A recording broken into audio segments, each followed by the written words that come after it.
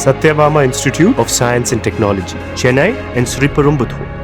தமிழ்நாட்டின் பல்வேறு மாவட்டங்களில் உள்ள காவல் நிலையங்களில் அப்போதைய தமிழ்நாடு டிஜிபி சைலேந்திரபாபு திடீர் ஆய்வு மேற்கொண்ட போது காவல் நிலைய செயல்பாடுகள் குறித்து கேட்டறிந்து வந்தார். அந்த வகையில் கன்னியாகுமரியில் உள்ள தக்கலை காவல் நிலையத்தில் அப்போதைய டிஜிபி சைலேந்திரபாபு ஆய்வு செய்தார். அப்போது அந்த காவல் நிலையத்தின் பதிவேடுகள், பதிவு செய்யப்பட்ட வழக்குகள், செயல்பாடுகள் உள்ளிட்டவை குறித்து காவலர்களிடம் கேட்டறிந்தார்.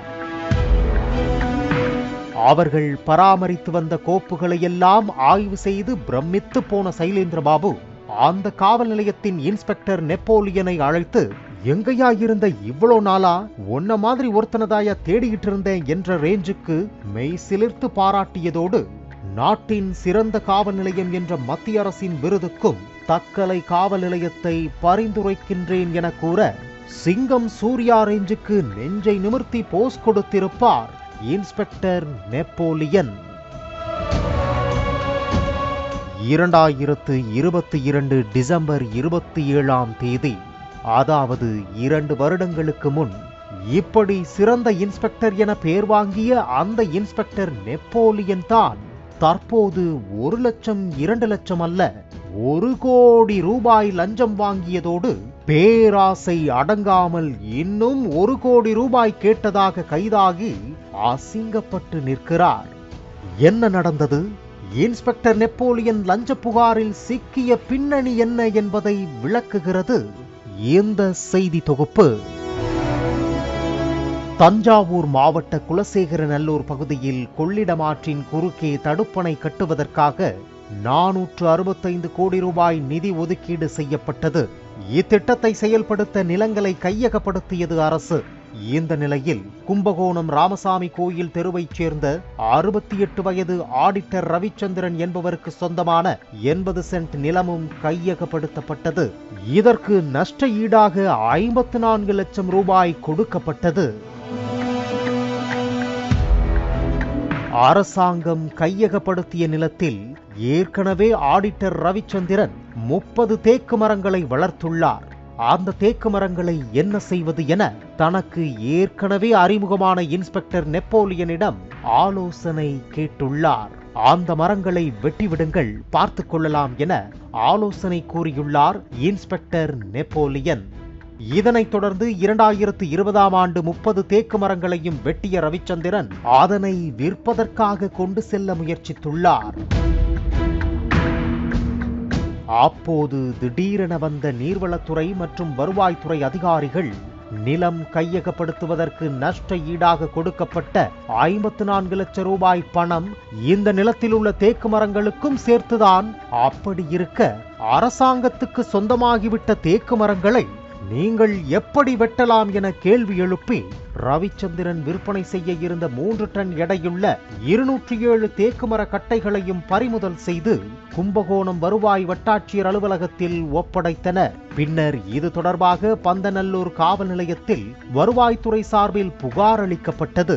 இதனால் அதிர்ச்சியடைந்த ரவிச்சந்திரன் மீண்டும் இன்ஸ்பெக்டர் நெப்போலியனை அணுகி, எப்படி அதிகாரிகளுக்கு தெரிஞ்சதுன்னே தெரியல, பெரிய பிரச்சனையாகிடுச்சு, இப்போ என்ன சார் பண்றது, எப்படியாவது காப்பாத்துங்க என பதைப்போடு கெஞ்சியிருக்கிறார் ரவிச்சந்திரன். அப்போது இன்ஸ்பெக்டர் நெப்போலியன், கலெக்டர் என்னோட உறவினர் தான், எல்லாத்தையும் நான் பார்த்துக்கிறேன் என கூறி தேக்கு மரக்கட்டை வழக்கில் இருந்து விடுவிக்க 1 கோடி ரூபாய் பணம் வாங்கியதாக கூறப்படுகிறது. ஆனால் நெப்போலியன் சொன்னபடி ரவிச்சந்திரன் அந்த வழக்கிலிருந்து விடுவிக்கப்படவில்லை. இது குறித்து இன்ஸ்பெக்டர் நெப்போலியனிடம் ரவிச்சந்திரன் கேட்க, கேஸ் பெருசு, இன்னும் 1 கோடி ரூபாய் கொடுத்தாதான் வேலை முடியும் என மீண்டும் 1 கோடி ரூபாய் பணம் கேட்டதாக கூறப்படுகிறது.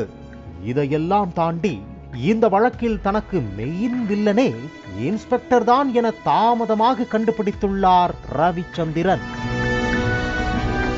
அதாவது தேக்கு மரங்களை வெட்ட ஐடியாவும் கொடுத்துவிட்டு அந்த தகவலை அதிகாரிகளுக்கு போட்டு கொடுத்ததே இன்ஸ்பெக்டர் நெப்போலியன் தான் என்பது ரவிச்சந்திரனுக்கு தெரிய வந்துள்ளது.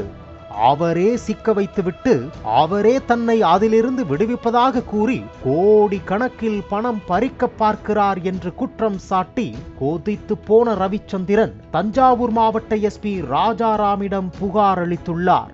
இந்த புகாரை விசாரித்து நடவடிக்கை எடுக்கும்படி எஸ்பி ராஜாராம் உத்தரவிட்டதன் பேரில் குற்றப்பிரிவு போலீசார் விசாரணையை தொடங்கினர். அப்போதுதான் இன்ஸ்பெக்டர் நெப்போலியனுக்கு 25 லட்சம் ரூபாய், 55 லட்சம் ரூபாய், 20 லட்சம் ரூபாய் என 1 கோடி ரூபாய் பணத்தை தர்மபுரி உள்ளிட்ட வெவ்வேறு இடங்களுக்கு சென்று ரவிச்சந்திரன் கொடுத்துள்ளார் என்பது தெரிய வந்தது. இந்த நிலையில் மீண்டும் கேட்ட 1 கோடி ரூபாயில் 5 லட்சம் ரூபாயை தற்போது தருவதாக கூறி ஏப்ரல் 3ஆம் தேதி இன்ஸ்பெக்டர் நெப்போலியனை ரவிச்சந்திரன் அழைக்க தர்மபுரி தொப்பூர் சுங்கச்சாவடி அருகே கெத்தாக லஞ்சம் வாங்க வந்த இன்ஸ்பெக்டரை கொத்தாக பிடித்து கைது செய்துள்ளனர் தனிப்படை போலீசார். சற்றும் எதிர்பார்க்காத இன்ஸ்பெக்டர் நெப்போலியன் தப்பிக்க முயற்சிக்க எஸ்பி சார் உத்தரவு. தப்பிக்க நினைச்சா என்ன ஆகும்னு உங்களுக்கே தெரியும் என சொன்ன பிறகுதான் சைலண்டாக சரணடைந்திருக்கிறார் இன்ஸ்பெக்டர் நெப்போலியன். தருமபுரி மாவட்ட பெண்கள் மற்றும் குழந்தைகளுக்கு எதிரான குற்றத்தடுப்பு பிரிவு காவல் இன்ஸ்பெக்டராக பணிபுரிந்த நெப்போலியனை லஞ்ச வழக்கில் கைது செய்த தஞ்சாவூர் மாவட்ட குற்றப்பிரிவு போலீசார் கும்பகோணம் 1வது நீதிமன்றத்தில் ஆஜர்படுத்தி வரும் 15ஆம் தேதி வரை நீதிமன்ற காவலுக்கு உட்படுத்தி புதுக்கோட்டை சிறையில் அடைத்தனர். மீண்டும் போலீசார் அவரை கஸ்டடியில் எடுத்து விசாரிக்கும் போதுதான் இன்னும் இது போன்று யார் யாரிடமெல்லாம் லஞ்சம் வாங்கியுள்ளார், பெண்கள் மற்றும் குழந்தைகளுக்கு எதிரான குற்றங்களில் குற்றவாளிகளை தப்பிக்க வைக்க லஞ்சம் வாங்கினாரா என பல்வேறு தகவல்கள் வெளியாகும் என கூறப்படுகிறது. இவ்வளவையும் செஞ்சுட்டு இவ்வளவு நாளா எங்கயா இருந்த? Satyabama Institute of Science and Technology, Chennai and Sriperumbudur.